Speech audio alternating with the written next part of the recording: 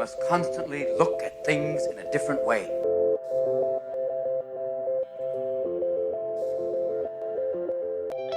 The Healthcare Education Transformation Podcast was created by two physical therapists out of the desire to learn more about the different educational roles in physical therapy and healthcare, and how healthcare education works by talking with educational leaders and people with different perspectives within physical therapy and across interdisciplinary lines on how education can be improved to disrupt the status quo of healthcare education.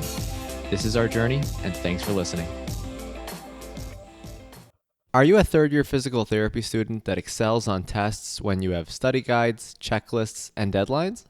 With all of the information available about how to prepare for the NPTE, it's easy to get disorganized and not feel prepared going into the big day.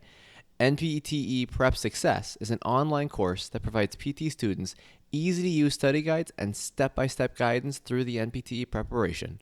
To learn more, visit kylericeprep.com. Thank you again all for your continued support, and now for the show. Hey everybody, welcome to another episode of the HET Podcast. I am your host, Brandon Powen, and today I am really happy to welcome a very prominent and well-known SCCE to chat about kind of her perspective being an SCCE, along with kind of her experience perspective on clinical education from her perspective. And with that, I have the distinct pleasure of welcoming Dr. Chrissy Ropp. I also want to give a personal shout out and thank you to Dr. Carol Beckel for recommending Chrissy for this episode. And I thought it was funny, Chrissy, when I first reached out to you and Carol told me about you that we were with OSF because two of my clinical sites for my clinical education and education were with OSF. So it was good to see a familiar name there. But I appreciate you taking the time to chat today. And, thanks for coming on. Sure. Thanks for having me, Brandon. We at OSF really value education, and the administration has done a lot to support fostering clinical education in rehab disciplines, just as well as medical education.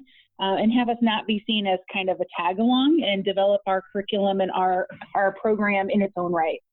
Yeah, and I'm excited to kind of dive a bit more into that because your perspective, I'm sure, is very unique and distinct, which I love. But let's back up a little bit and let's just kind of set the stage a little bit. Would you mind sharing a little bit more about kind of your story with kind of how you got involved with OSF to kind of where you are now as the Rehabilitation Clinical Internship Coordinator? Sure. I am from Peoria. Peoria is the location of the largest OSF medical center. I actually worked as a rehab tech there before I went away to school. I always knew I wanted to go into physical therapy. So I got some really great on-the-job training as a tech prior to going away.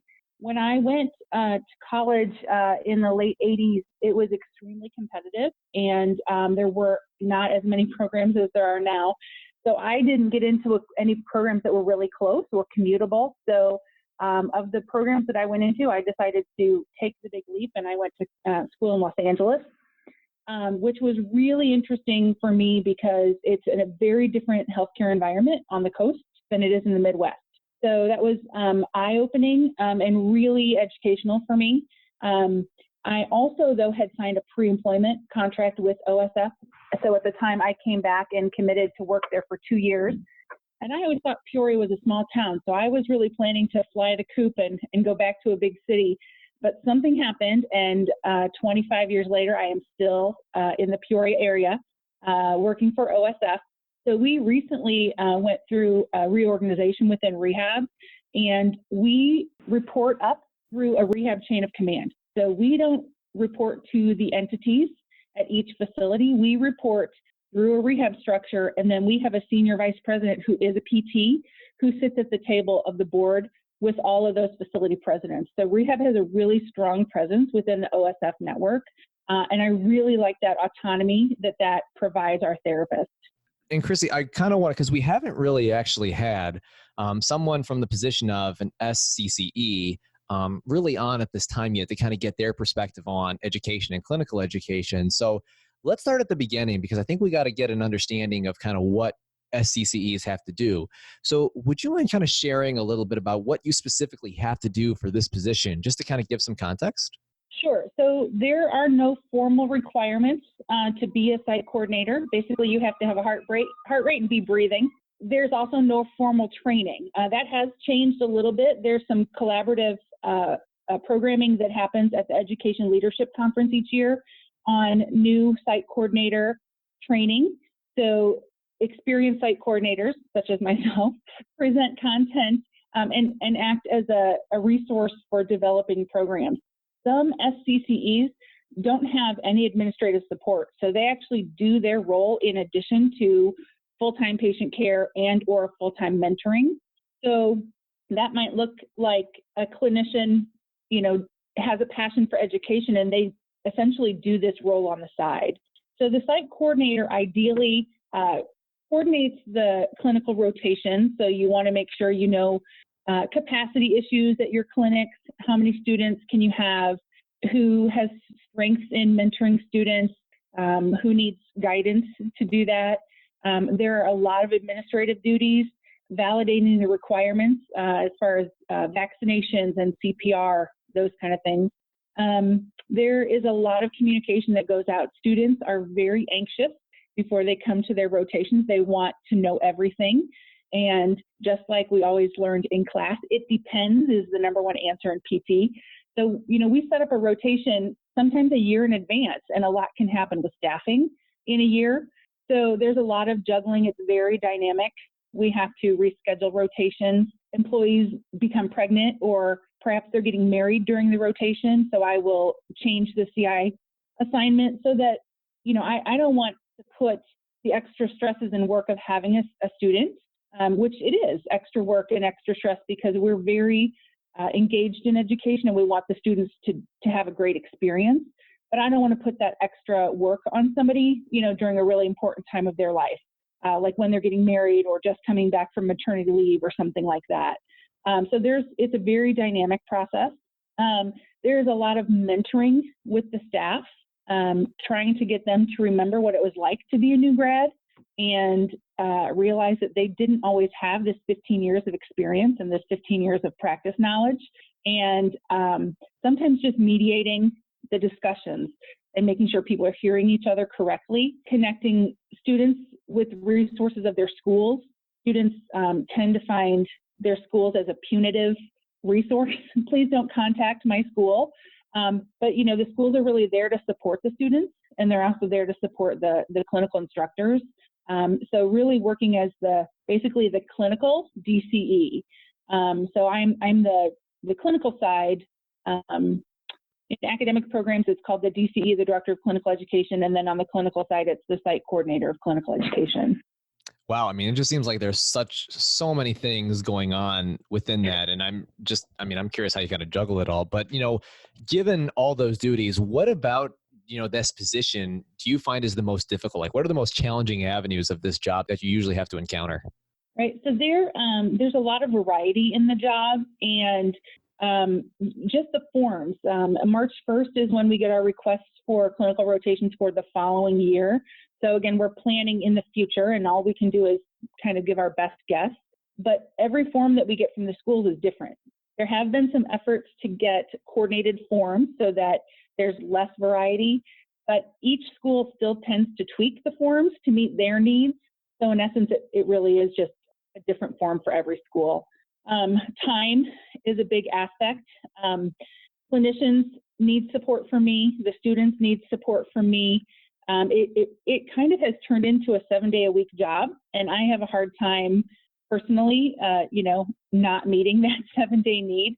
I seem to work 365 days a year, and that is by choice, just because I want students to walk in feeling prepared. And when a clinician is in the clinic and they're very busy, I need to be able to respond to their needs so that they can meet the patient's needs and the student's needs as well. There are a lot of changing regulations with third-party payers, changes in laws for access and disabilities. So how are we going to meet students that have learning disabilities? How are we going to meet their needs? And then knowledge of Individual State Practice Act. So we practice in Illinois and Michigan within OSF. However, our students come from all over, Nebraska, Connecticut, just all over. So the practice actually applies to the state they're practicing in, but we need to be able to speak to that with the students, and we don't want to put them in a position where they feel they're having to make a choice between two rights. So there's a lot of other knowledge that needs to happen with Practice Act. For my role, particularly, geography is kind of an issue. Our clinics, there are 15 hospitals and then their corresponding clinics, and they're spread over 2 states and hundreds of miles. So I can't be physically present to help in difficult situations all the time. I do use technology as needed. And then if there are specific situations, I do try to do a site visit so that the clinician and the student both feel supported. Yeah, given all the things that you had really just mentioned there, that's clearly a lot of things, and I give you strong kudos for doing all that you do and putting the time in, because I know it's making a difference. But I'm going to back up and kind of ask, what do you think that most CI students or even DCEs are usually not really aware of when it comes to being an SCCE, or kind of your perspective? What are some of those more unknown or maybe things that people usually aren't as aware of regarding this position? I'm not really sure about the position, but I think that in my specific position, I'm very supported by administration, so I have some time to actually develop a strong program so that we can hold students and clinicians accountable for educating. Now, not all site coordinators have that, so it's hard for DCEs because they work with hundreds of clinics. So it's hard to remember who has what resources. So I think that is one of the pros behind OSF having one person in my position, because it's easier to identify coincidences and similarities between all locations in one organization. I don't think students don't realize the connection that we have with the schools. So, we do unfortunately still get many students who think they're very, very smart and they're pulling something over on us. But we are in close communication with the schools frequently, and that is to build the profession. And that's what it all comes down to. It's the relationships that students are making with their CIs and vice versa, also with their patient, who is of utmost importance.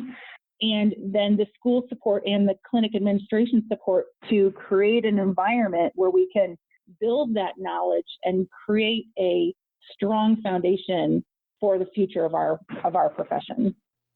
Yeah, and you had mentioned part of this earlier, Chrissy, but I just want to reiterate this point. Were there any, besides of course having a heart rate and a pulse, were there any other specific continuing requirements that SCCEs have to do? Is there any kind of overseeing regulation or any things that they have to meet to stay at this position, or no? There are not. Of course, there are lots of things that we can recommend. I think being obviously a member of the APTA is extremely important. There are news bulletins and resources that come out at lightning speed, and the APTA has been instrumental in getting that communication out. The APTA has also been collaborating with leadership for the AOTA and ASHA when we recently had some concerns about Medicare maybe not paying for student services in the inpatient setting as well. So they were very agile and responded to those concerns. And had you not been a member, you wouldn't know what was going on. So you would potentially be practicing with a student in a really volatile situation. The education section has a conference every year, the Education Leadership Conference.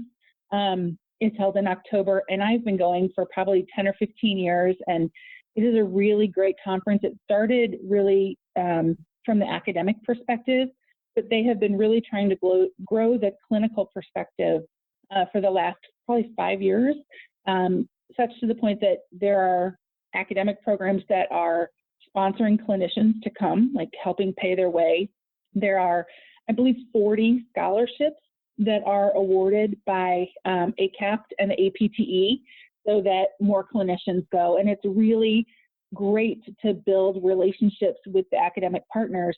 I think one thing that clinicians, especially clinicians that went to school in the 80s and 90s, when we were students, we were with our CI all day long, connected at the hip. And that's really not where education is. It is very valuable to have time away from your student so you don't go crazy. And so they have a little autonomy. They can sit and think and reflect and have time to synthesize the information they've just seen.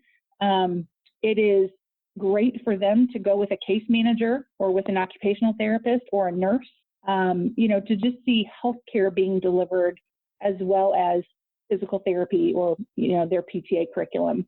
Yeah, no, I mean, that seems very, very logical. And Chrissy, I know that, given your experience with this position, I would just kind of really like to kind of give your insight on this next one, because I recognize there might be some newer SCCEs that are kind of coming on board, or maybe even others that might be struggling. So what have you found from your perspective that tends to usually work most effectively with coordinating clinical education from your sites? Like, what have you found works versus what hasn't? So administration backing is crucial. A site coordinator needs to have the time to support and develop good clinical education, creating a curriculum. The clinical credentialing instructor program, level 2, has been redesigned, and the focus on that program is on creating a clinical curriculum. I had already taken the advanced course. We are hosting the level 2 course coming up in February. And so I actually just attended that course this past weekend with one of my coworkers to kind of preview the content so that we could see how the course would be most useful for us, so that when we bring and host the course with OSF, it is our staff that are working in a collaborative fashion to create the curriculum for students, instead of me in a site coordinator role saying, here's the curriculum to follow. I think when there's collaboration among the staff, you're going to get, number one, better buy-in, as well as what's reasonable and practical. They are the boots on the ground in the clinic. So administrative backing is crucial. Communication is key. What are the expectations of the employees? Do all employees have to have students? Maybe, maybe not. It is an expectation at my facility that all employees take students. I will say, though, that some employees are not good clinical mentors. So what that means is more work for me, mediating, getting them the resources, helping them teach, helping identify student learning styles, things like that. But at some point, I think we need to evaluate the skills of someone as an educator, because these students are paying a lot of money and the outcomes are critical. So if you don't have a good instructor, it couldn't meet the students' needs. So I think we're constantly looking at whether or not everyone should teach. Do they need to step up and learn how to teach? Or do we want to say, some people just aren't cut out to be teachers? The reason we took the approach that we felt like all of our staff should teach is because we all teach patients. So that was kind of the foundation. But, it's just clinical education is always changing, so you have to be very dynamic. One of the things that it surprises me to this day, I'm still developing some norms. For example, the clinical CPI, Clinical Performance Instrument, has classifications of simple, complex, and highly complex for patient types. Now, in my practice, my clinical practice, I worked in the neuro ICU for a long time. So it would be very common for me to see somebody on an oscillating ventilator with a ventriculostomy, on a rotating bed. Those kind of things become simple after a while. However, a student walks into that room and sometimes passes out, honestly. So we had to really step back and say, what does simple look like for a novice clinician? What does complex look like? And then at some of our trauma centers, what is highly complex? We wouldn't expect a student to handle. We could expose them to that, but we certainly wouldn't expect them to handle it. So we've had to really come up with some standards, common definitions. What is simple? What is complex? What is our productivity standard? Productivity is not a focus for us with our students. However, students need a number that they can target. So we did come up with a number that we want them, what does 50% of a schedule mean? What does 75%? And that's graduated for a student, because we don't expect them to function and make those automatic clinical pattern decisions that we make, with 20 years of experience. So just the development of forms and standards at our facility, it still happens, and I've been doing this for a long time, and I think, why didn't I develop this before? But things always pop up. Yeah, hindsight's always 20/20, isn't it? Yep. Yeah. And, Chrissy, given that, of course, you work with, of course, not only just the students and the CIs, but also the DCEs in the schools, I'm really curious because I know we're probably going to have a few DCEs on. What can DCEs do best to help support an SCCE in their role? Like what are some things that a DCE can do from their perspective to assist the SCCE in advancing and doing kind of the stuff that they're doing? I am very fortunate to work with some great DCEs. I think that has something to do with being in the Midwest, where we're all real friendly and we like to get along. So we're really collaborative and cooperative. They take my feedback and integrate suggestions for change. They are open to providing me feedback on individual mentors or on our program overall, so that we can improve and change our program. And so I think, like I said, in the Midwest, it's very cooperative and collaborative. I know sometimes I go to the national meetings, and especially in the New England area, there's a really densely populated proliferation of schools, and so it's really competitive to get those clinical spots. And so I feel that competition even in meetings, and it's often in the Midwest where people will work together to use spots or not. And there's maybe a three-way conversation going on between myself and two different schools saying, well, I could give you this spot if you can give me that spot. I would love to see all programs, all DCEs adopt recommendations, such as like the forms that we talked about earlier. So when something's put out by the APTA, not tweaking it to meet the school's need, those kind of things, it becomes confusing and extra work for the site coordinators. I do have several DCEs that return all of their student clinical requirements to me in a packet. So like, for student John Doe, I will get all 5 attachments from the DCE. So I know they've met all of their requirements and they're ready to go on their rotation. From my perspective, I love that because it's easy and everything's done. What it doesn't do is facilitate independence on the student's part. So, there's some pros and cons to that approach, but it does make that easier for my job. Well, and that makes sense. And I think it's really interesting when you kind of said just how it's different in the Midwest with those kind of relationships. What do you think is unique besides, of course, the people in the Midwest just being awesome? Why else do you feel like that is unique to why do you feel like what else is the Midwest doing in that situation that's different? And why do you think that a model or collaboration of that level isn't happening across the country? I really think it has to do with the population of schools in geographic regions. So the Southern California area has a lot of PT programs. The Northeast has a lot of PT programs. Florida has a lot of PT programs. And even though there are quite a few in the Midwest, they're spread out. There might be 4 per state. When you're talking about Missouri, that's a decent sized state, but you're talking about Massachusetts, that's a lot smaller state. Now, people-wise, it's not. But when the geography is more spread out, you have more clinics just in numbers to reach out to.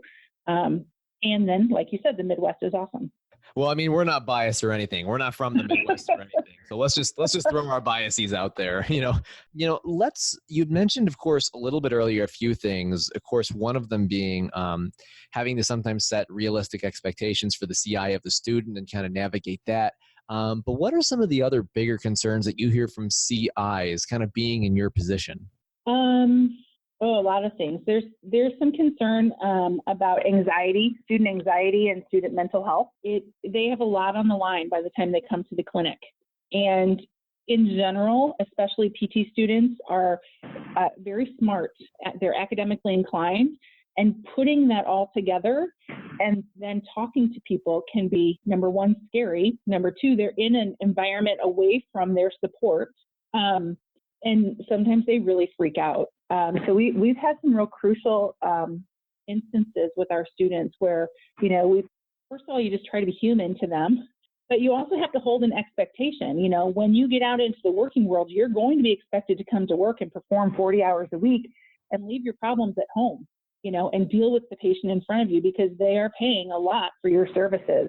And in the time of direct access, we need everybody, all of our clinicians, to really be focused to elevate our field and then the acknowledgement, notoriety, acceptance of physical therapy as a practitioner of choice.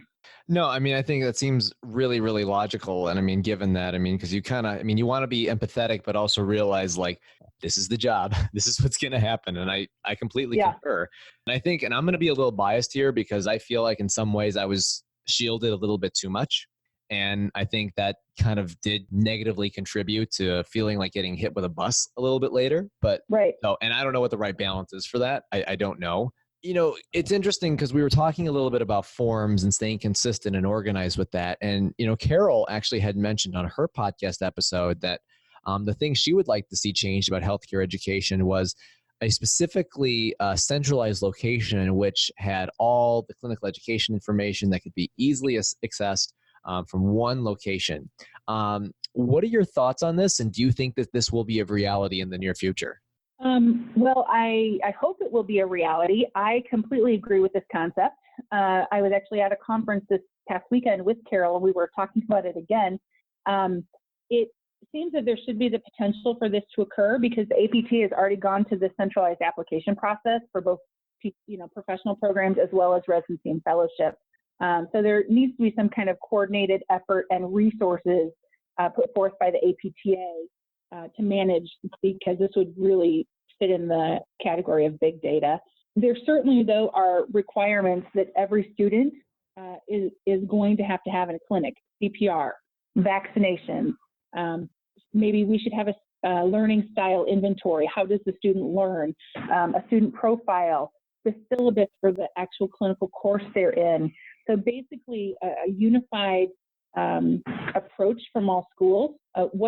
In clinics, what do we need? And let's put that in a centralized location. That actually has come up. I'm on the board of directors for the National Consortium of Clinical Educators, which is a consortium of ACAP. That is something that I brought up a couple months ago. We have a lot of irons in the pot right now, though. The interesting thing about the NCCE is that it is focused on the partnerships. So half of the participants are academicians and half are clinicians. So it is that partnership that clinical education isn't just the afterthought of the PT program or kind of the final stepping stone. It is an equal partner to get the student to entry level. I would say the one thing that comes to mind is maintaining the accuracy of the information is a problem.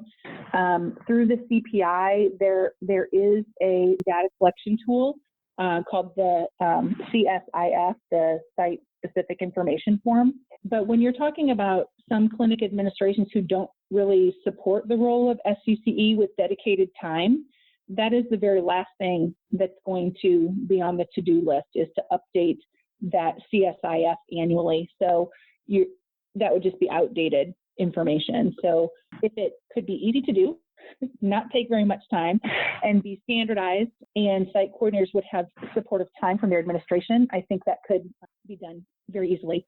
We have also recently been talking about some regional consortia placement processes. I personally am not in favor of a centralized pool for clinical placements. I really actually started to grow the partnership model between individual academic programs before it really became a national focus.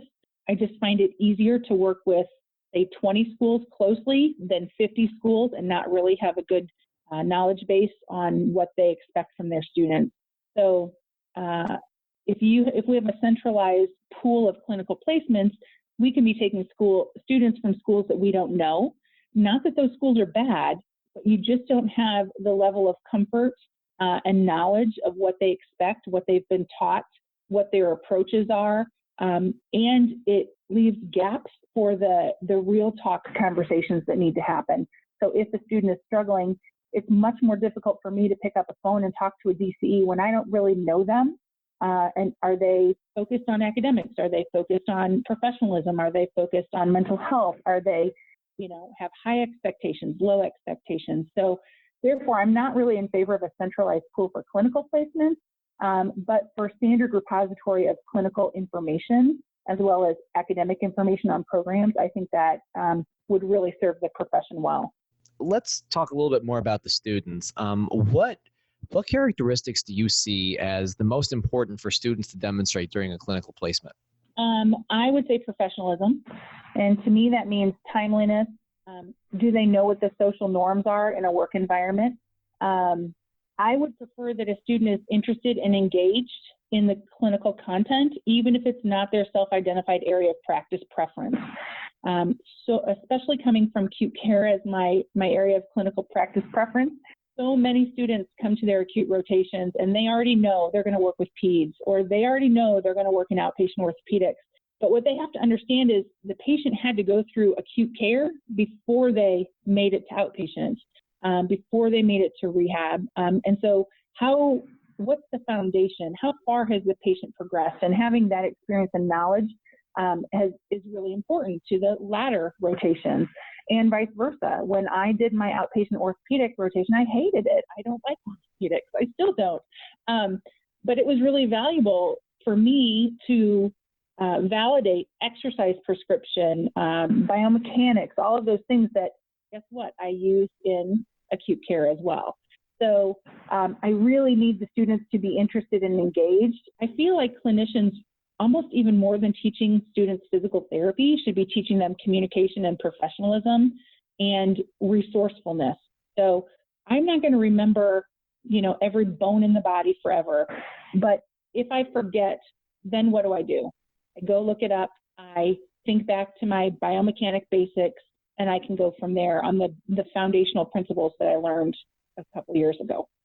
Yeah, I mean, it sounds like you're basically saying, kind of facilitating them to be kind of lifelong learners, because you're right. In the real world, at some point, that skill is going to be pulled out at some point in time, because when I was an adjunct teacher, one thing I made the undergrad students do was, you're going to write a research paper on a condition you've never heard of before, because you're going to have to research it, find out all about it, tell me how your treatment would modify, what do you have to look out for, because it's going to happen at some point. I mean, it's not a matter of if, it's a matter of when, and you need to be prepared and know how to find that information and how to learn about it and how to adjust accordingly. Right. And one example that just comes to mind quickly is, I had a problem with a student in the previous spring, and the student didn't want to engage with the patients because they hadn't seen that yet. They hadn't seen an ACL repair yet, but they had seen a total knee. So they were on their last rotation. And so we had to come down to, you're not going to see everything before you graduate, but you've seen a post-op patient, you know the knee. What resources can you find on your own to pull those pieces together? And I think that's really where a strong clinical instructor comes in, is, not giving them the answer, but making them stand on their own 2 feet and find the answer. Yeah, no, I completely agree with that. And, kind of just a random side question here. What do you like the most about seeing and helping students in the clinic? Oh, there are so many things. I adopted the collaborative model early on in my clinical experience. So having multiple students at one time and watching the students work together, it allowed us to be much more aggressive with our patients because I had extra sets of hands, extra sets of semi-skilled hands at that point. I love their aha moments. I like teaching them to become reflective practitioners. Most importantly, I really enjoy teaching them to see patients as people and the value that they bring to teach the students as well. Yeah. And, Chrissy, it's been interesting because I've heard, I think it's been interesting how clinical education in terms of length of experiences has certainly changed. I mean, even since I was a student, I had a 6-week and then 3 8-weeks, and now I'm hearing a lot of schools are extending to 10 or 12, sometimes even longer. I'm just kind of curious, where, from your perspective, what is your viewpoint pretty much on kind of the longer clinical rotations compared to more like a 6 to 8 week rotations? Like, what have you found that's kind of unique with those? So I think clinical education is tricky because there's a capacity issue in certain practice areas. So if we lengthen the clinical education experience further, it would reduce the opportunity for students to experience the variety of clinical settings. And our goal is to graduate entry-level generalist practitioners. However, new employers have high expectations for new grads. So longer clinical rotations might prepare the student better for a specific practice area, but leave them lacking in another practice area. But I think, remembering back to the foundation that we're trying to graduate generalist PT practitioners is important. So it might be as important to instill the values of work ethic and professionalism, quest for knowledge, utilization of resources, instead of advanced clinical education experience in niche practice areas. So, one example that comes to mind is dry needling.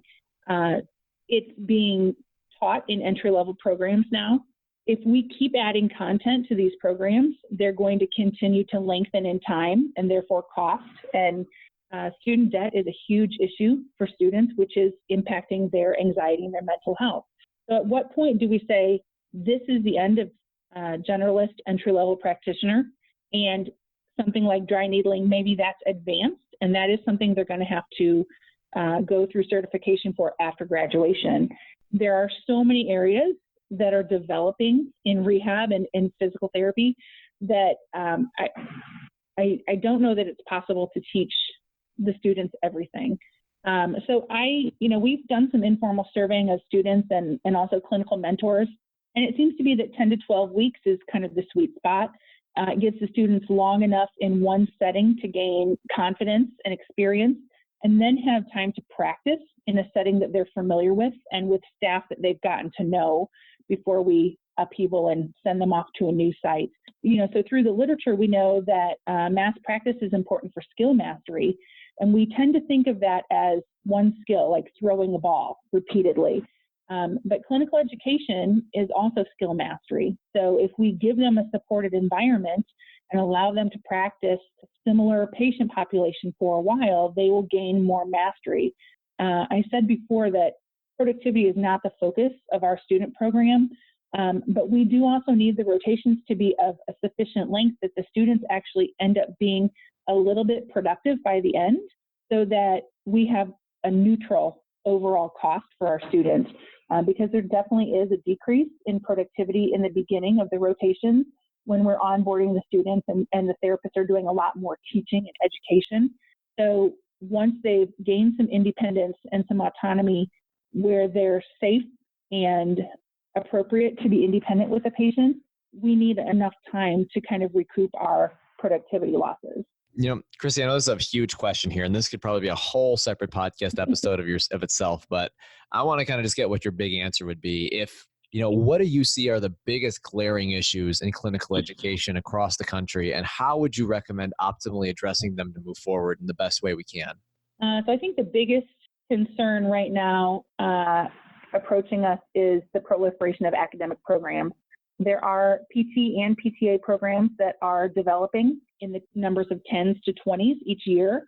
And if we have a capacity issue for clinical education sites, I'm not exactly sure how we're going to teach those students to be competent practitioners. So I'm not really sure how to address that. I understand free market. I understand, as long as they're meeting CAPTE criteria, those kind of things. But there is definitely going to be an impact on the clinical education sites. So I think that's a big problem. The student loan debt is a huge issue. Some clinical sites are now requiring a fee for placement. So then I wonder, are students going to free clinical rotations because they don't have to pay more? And then are those free clinical placement sites substandard or not? I certainly know both sides of the story. There are some task forces looking at payment for placement rotations, but I just have a lot of concerns about requiring payment to come to my clinical setting and interact with me. I don't feel like that's very collaborative. We definitely have areas for growth in our IT infrastructure for better use of the CPI outcome data. One of the kind of big themes that I see is that clinical education experiences really seem to be approached by the students as a cost issue. How much will it cost me to go there for housing, for travel, to meet their dress code, et cetera, instead of what is the value of experience? Having been in different areas of practice in my career, I can tell you that you will not learn more from any setting than home care. It's not my preferred practice area, but for a student to choose home care for a clinical rotation is probably the best decision they could make. And very few are choosing that. I think there are fewer opportunities in home care overall. Rural healthcare, how important it is in meeting that generalist need. There are physician providers who are not going to rural areas.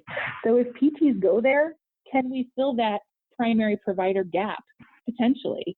And so I've spoken again, another issue is the student mental health issue. The expectations are high. We have students coming out that are letting us know on their final rotation, they're struggling in their rotation, but they owe $200,000. It's really hard for a clinician to fail that student. And I know the clinicians don't fail them. We just observe and evaluate, and then the school passes or fails them. But it's really hard not to be empathetic towards someone who owes that kind of money. But yet there are no guarantees. Nobody guarantees when you graduate from med school, you're going to pass your boards. Nobody guarantees you're going to pass PT school. So we do still have to hold a high standard of care, but we need to be concerned about the students' mental health and how they're doing all along the continuum. Yeah, and one other thing that I want to add on to your first point that you had brought, I think you brought up so many good and valid concerns. I think that we could dive into all of them within a long time. But, back to the proliferation of programs, I know apart from the things you had said, one more thing to add on there is, of course, then there's the concern of faculty shortage to be able to fill the roles of those new programs. And are we going to get qualified faculty or are we not? And that's a question that I think is being examined, and I don't know the answer to that, but it's certainly a concern. Chrissy, of course, our final question, and doesn't have to be involved with clinical education. This can be anything healthcare education related. So our big question is, if you could change one aspect of healthcare education, physical therapy or otherwise, which aspect would you change and how would you change it? Well, I don't have all the answers, but I think that the area of academic obesity is really a problem. And I think that professions need to identify what is that entry level graduate and really reinforce that and hold all academic programs accountable to that. So I previously used the dry needling example. Lymphedema is another one, aquatics. It's one thing to expose our students to that. It's another thing to include competency curriculum to the content of their didactic course and increase the cost of education, because then that snowballs into anxiety, mental health, and all of those other affective issues that we see in the clinic. Sure. And I know this gets back into kind of like really what should curriculum focus on. And I know we actually recently had done a poll on Twitter asking, and we got over almost 750 responses on what would you like to see better addressed from a didactic standpoint in entry-level education. And the choices were exercise prescription, strength and conditioning, pain neuroscience education, business, and then population health. Guess which one won? I would say exercise prescription. 50%. Yep. Pain neuroscience was second, and then it was close third and fourth between business and population health. Now, this is not absolute. This is an informal Twitter poll, so let's keep that in mind here. But I will say that I think there are some things that I think that are being addressed to help that and kind of help figure out what are those things that all clinicians need.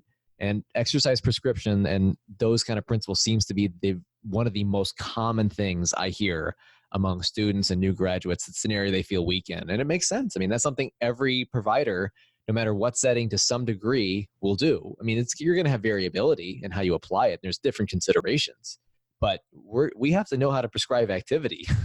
Right. And of those four categories, the four answers that you gave, really two of them hit on the profession of physical therapy. The other ones are on maybe a branch. We need to be aware of the business perspective. But if you want to run a clinic, then after PT school, you can go get your MBA. You can go further your education in business perspective. So there needs to be, some basic level presented in school. But I think what happens is the academic program directors want their programs to stand out. And so they, add content, and that just adds to that academic obesity.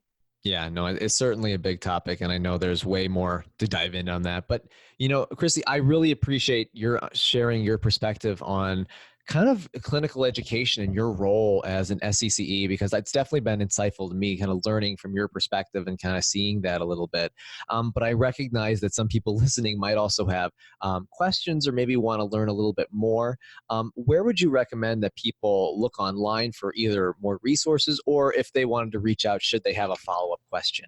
Sure. So the APTA's website, the APTA, formerly the education section, it's now the Academy of Physical Therapy Education, has a wealth of knowledge about clinical educators and the site coordinator role. There is a site coordinator for clinical education resource manual on the APTA website. And then in October each year, that Education Leadership Conference has content specific to site coordinators, as well as it's just a really good conference. And the content is really scheduled around the collaboration of education. So academic, clinical, administrative, all aspects. And then otherwise, I would recommend people reach out to a local academic program, reach out to the DCE and say, do you have a site coordinator that you think is doing a good job that could answer some questions for me? I know I get questions all the time from site coordinators, new site coordinators in my area. And I answer them. I'm not sure if my administration wants to know that, but I think it's about collaborating and building a good culture of clinical education. There are plenty of students to go around, and it's about building the profession more than building my site.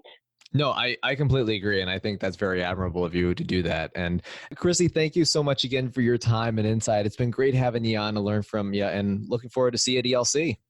Sure, I'll be there. Thanks for having me, Brandon. Of course. Access to healthcare is one of the largest issues facing both providers and patients, as millions of people worldwide lack timely and affordable access to healthcare. Anywhere Healthcare, a telehealth platform, is a simple, low-cost option for providers and patients that eliminates the barriers to access to all kinds of healthcare. To find out more, check out anywhere.healthcare, which is available on our show notes. And if you use the code HET in all caps when you email to sign up, you'll save 25% off the total cost. Thank you for attending class today, and we hope that you learned something and gained value from the content.